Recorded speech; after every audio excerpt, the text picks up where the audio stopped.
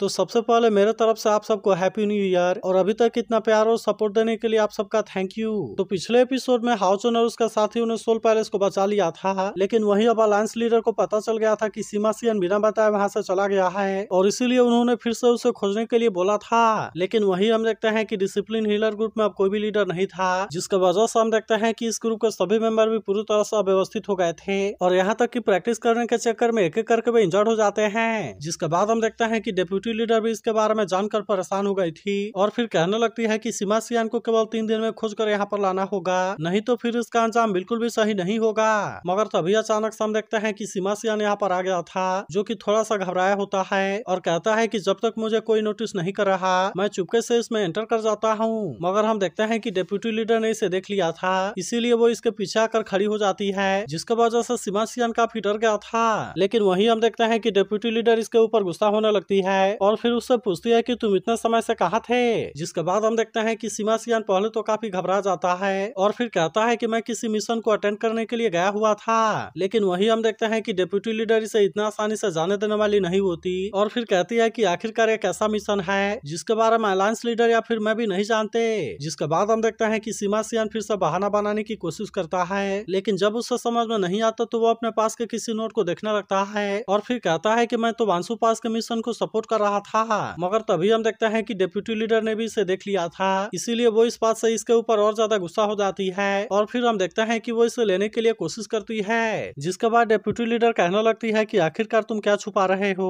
और फिर हम देखते हैं कि वो इसे लेने के लिए कोशिश करती है। लेकिन तभी इसी वक्त हम देखते हैं कि डिसिप्लिन हीलर ग्रुप के बाकी मेंबर भी यहाँ पर आ जाते हैं, और फिर हम देखते हैं कि वे तुरंत इसे अपने साथ लेकर चले जाते हैं ताकि वे इसके साथ में प्रैक्टिस कर सकें। जिसके बाद हम देखते हैं कि डेप्यूटी लीडर भी इस बात से काफी हैरान हो जाती है और कहती है कि इस आदमी के तो काफी फैन हो गए हैं। वहीं उधर हम देखते हैं कि सीमा सियान अपने पावर को दिखाने के लिए पिलर के ऊपर अटैक करता है, जो कि इसके केवल एक ही अटैक में टूट गया था, इसीलिए सीमा सियान कहने लगता है कि ये तो इतना आसानी से टूट गया, लेकिन आखिरकार इसके बाद भी ये चीज इतनी एक्साइटिंग क्यों नहीं है। मगर तभी अचानक से हम देखते हैं कि सभी मेंबर इसके तरफ आने लगते हैं, जिसे देखते ही सीमा सियान की हालत पूरी तरह से खराब हो गई थी और उसे भी समझ में नहीं आ रहा था कि वे सभी अचानक से इसके तरफ क्यों आने लगे। फिर वो कहता है कि क्या उनको इसके बारे में पता चल गया, जिसके वजह से वे मेरे ऊपर अटैक करने के लिए आ रहे हैं। लेकिन तभी उसे पता चलता है कि वे सभी असल में इसके ऊपर अटैक करने के लिए नहीं आ रहे थे, और फिर वे कहने लगता है कि हमारे लीडर की एबिलिटी तो इम्प्रूव हो गई और हमारे लीडर तो पहले से भी और ज्यादा पावरफुल हो गए।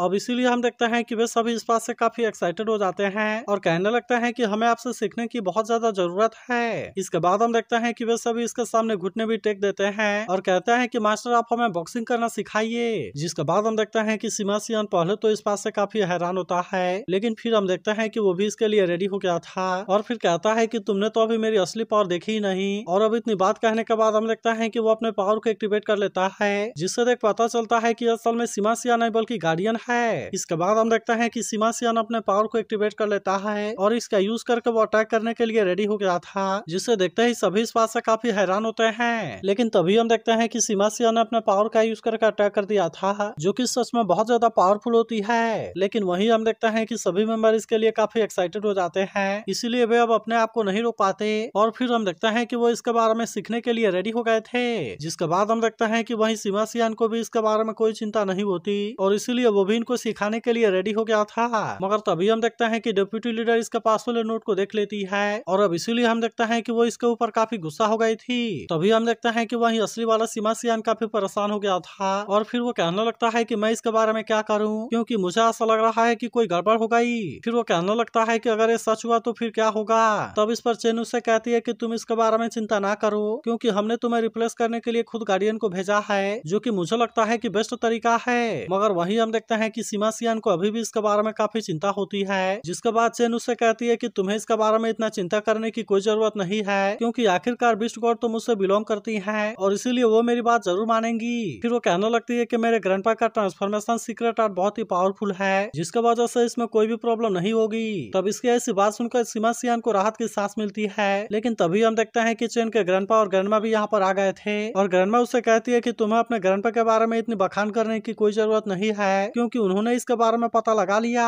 तब इस पर चेन होंग कहता है कि तुम इसके लिए मुझे ब्लेम कैसे कर सकती हो, लेकिन ऐसी बात सुनते ही सेंसुई गुस्से में इसके तरफ देखने लगती है, जिसके वजह से चेन होंग इसके बारे में कुछ भी नहीं बोल पाता। लेकिन इसके बाद हम देखते हैं कि वो डेप्यूटी लीडर के लेटर को इसे दे देता है, लेकिन इसके बाद हम देखते हैं कि वो डेप्यूटी लीडर के लेटर को सिमासियान को दे देता है और फिर कहता है कि डेप्यूटी लीडर ने इसे तुम्हारे लिए भेजा है। जिसके बाद हम देखते हैं कि सिमासियान की हालत काफी खराब हो गई थी और वहीं बाकी सभी कहते हैं कि उनको इसके बारे में तो बहुत जल्दी पता चल गया। तभी लिन सिन सिमासियान से कहता है कि तुम इसे जल्दी से ओपन करके देखो कि आखिरकार तुम्हारे डेप्यूटी लीडर ने इसमें तुम्हारे लिए क्या लिखा है। लेकिन वहीं हम देखते हैं कि सिमासियान की हालत अभी भी काफी खराब होती है, जिसके वजह से वो इसके बारे में कुछ भी नहीं बोल पाता और फिर हम देखते हैं कि वो इसे डरते हुए ओपन करने के लिए रेडी हो जाता है। जिसके बाद हम देखते हैं कि डेप्यूटी लीडर काफी गुस्से में होती है और उसने लिखा था कि बिना बताए यहाँ से जाने की तुम्हारी हिम्मत कैसे हो गई, और यहाँ तक कि तुमने अपने आप को रिप्लेस करने के लिए किसी और को भी भेज दिया। फिर वो गुस्सा होते हुए कहती है जब तुम मिलोगे तो मैं तुम्हारे कान को मरोड़ दूंगी। जिसके बाद हम देखते हैं कि सिमासियान भी इस बात से काफी परेशान हो गया था और फिर कहता है कि अगर मास्टर फुटियान को इसके बारे में पता चला तो फिर वे क्या करेंगे।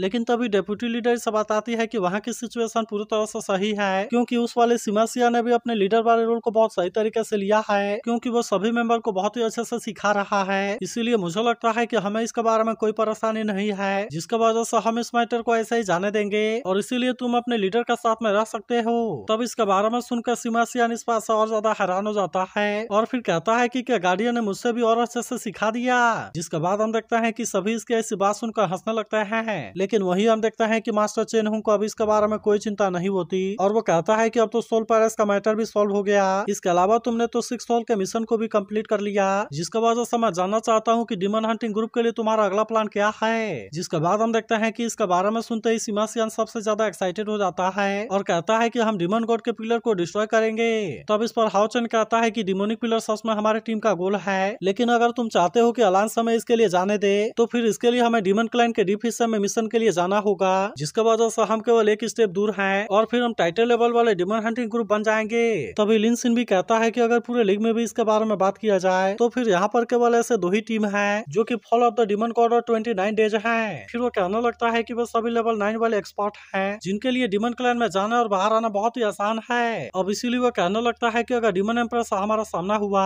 तो फिर क्या हम उसका सामना कर पाएंगे। तभी हाओचन भी कहने लगता है कि अगर हम अपने ताकत और लेवल को देखें तो फिर हम उन दोनों के जैसा पावरफुल नहीं है, जिसके वजह से टॉप लेवल वाले डिमन हंटिंग ग्रुप के बीच में बहुत बड़ा डिफरेंस है। लेकिन फिर भी अगर इसके बारे में बात किया जाए तो फिर हमने title level demon hunting group बनने के लिए सबसे जरूरी 2 इंपॉर्टेंट कंडीशन को पूरा कर लिया है। जिसके बाद वो बताता है कि अभी तक हमने 10 मिलियन मेरिट पॉइंट को पूरा कर लिया और इसके अलावा हमने 5 डिमन गॉड को भी मार दिया और इसीलिए मुझे ऐसा लगता है कि हमने इसके 2 कंडीशन को कंप्लीट कर लिया। लेकिन तभी चेन होंग इनसे कहने लगता है कि कोई ऑर्डिनरी डिमन हंटिंग ग्रुप इसे बहुत ही आसानी से पूरा कर सकता है, लेकिन तुम्हारे ग्रुप ने तो एक ही बार में 2 लेवल को पूरा कर लिया, जिसके वजह से मुझे भी लगता है कि यह सच में बहुत ही अमेजिंग है। तब इसके बारे में सुनते ही सिमासियान इसके लिए काफी एक्साइटेड हो गया था और फिर वो कहने लगता है कि अब हमें किस बात का इंतजार है और हम जल्दी से असेसमेंट मिशन को करने के लिए क्यों नहीं जाते। तभी हम देखते हैं कि बाकी लोग भी इसके लिए पूरी तरह से रेडी हो गए थे। तभी चेन होंग भी कहने लगता है कि अगर मेरी ग्रैंड डॉटर टाइटल लेवल वाले डिमन हंटिंग ग्रुप का मेंबर बन गई तो फिर सच में ये चीज मेरे लिए बहुत ही प्राउड की बात होगी। लेकिन फिर भी मैं तुम्हें इसके बारे में याद दिला देना चाहता हूँ, क्योंकि हर डिमन हंटिंग ग्रुप के लिए असेसमेंट मिशन अलग अलग होता है। अब इसीलिए वो इनको समझाता है कि तुम ऐसे मिशन पर भी जा सकते हो और इसीलिए वहाँ पर तुम्हारे सामने बहुत बड़ा रिस्क होगा जिसके बारे में तुमने कभी सोचा भी नहीं होगा। लेकिन वही हम देखते हैं कि हाओचन को इसके बारे में कोई चिंता नहीं होती और वो कहता है कि अगर ऐसा भी है तो क्या हुआ,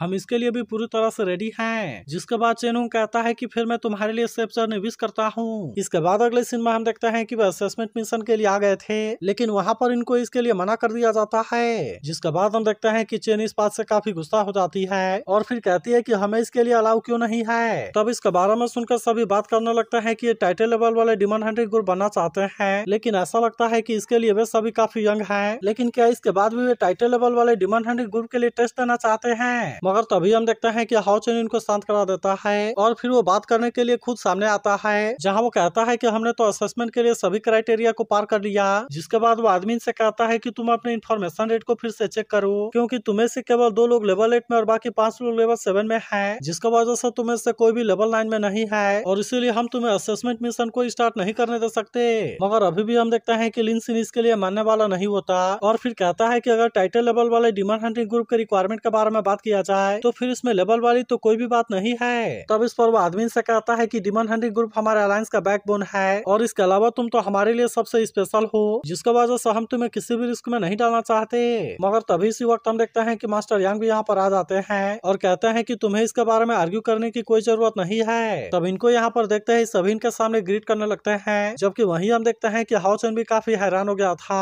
और फिर कहता है कि ग्रैंडपा यांग आप यहाँ पर। तब इस पर मास्टर यांग कहते हैं कि तुम अभी बहुत यंग हो और ये रिस्ट्रिक्शन असल में नए फोर्स को प्रोटेक्ट करने के लिए है, लेकिन अगर इसके बाद भी तुम टाइटल लेवल वाले असेसमेंट के लिए जाना चाहते हो तो फिर इसके लिए सबसे पहले तुम्हें मेरे टेस्ट को पास करना होगा। तो क्या आपको लगता है कि वे इसमें पास हो पाएंगे? इसके बारे में कमेंट करके जरूर बताना, और अगर आप इसके अगले पार्ट के लिए भी एक्साइटेड हो तो इसके बारे में जरूर बताना।